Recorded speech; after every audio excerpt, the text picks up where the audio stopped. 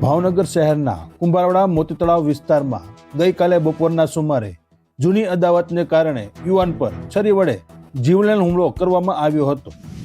બોતળાવ police મથકેથી મળતી માહિતી મુજબ ફરિયાદી રોહિત મહેન્દ્રભાઈ ગોહેલ ઉંમર વર્ષ 22 એ ફરિયાદ નોંધાવી છે કે તારીખ 9/1/2026 રોજ બપોરે 3:30 થી 4 અરસામાં તેઓ તેમના બનેવી સુરેશભાઈ પ્રવીણભાઈ મેર સાથે મોટરસાયકલ પર કામે જઈ રહ્યા હતા.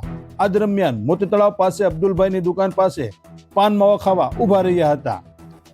ત્યારે ત્યાં હાજર બટુક બલોચ અને તેમનો મિત્ર તોફિક રહે કુંભારવાડા બંનેએ સુરેશભાઈ સાથે ગાળાગાળી શરૂ કરી હતી. તે અગાઉ અમારી વિરુદ્ધ પોલીસ ફરિયાદ કેમ કરી હતી તેમ કહી બંનેએ ઝઘડો શરૂ કર્યો હતો. સુરેશભાઈએ ફરિયાદ ન કરી હોવાનું કહેવા છતાં બંને શખ્સો ઉશ્કેરાઈ ગયા હતા અને તેમને માર મારતા ગલીમાં ખેંચી ગયા હતા.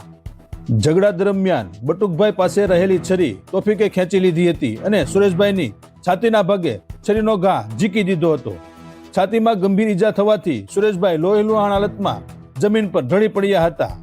ઘટના સ્થળે લોકોનું ટોળું એકઠું થતા હુમલાખોરો આજે તો બચી ગયો પણ જો ફરિયાદ કરીશ તો જાનથી મારી નાખશું એવી ધમકી આપીને ફરાર થઈ ગયા હતા. ઈજાગ્રસ્ત સુરેશભાઈને તાત્કાલિક સરકારી હોસ્પિટલ ખાતે ખસેડવામાં આવ્યા હતા, જ્યાં તેમનું ઓપરેશન કરવામાં આવ્યું છે. આ મામલે ફરિયાદી રોહિત ગોહેલની ફરિયાદના આધારે બોતળાવ પોલીસે બટુક બલોચ અને તોફિક બંને વિરુદ્ધ ગુનો નોંધી આગળની તપાસ શરૂ કરી છે.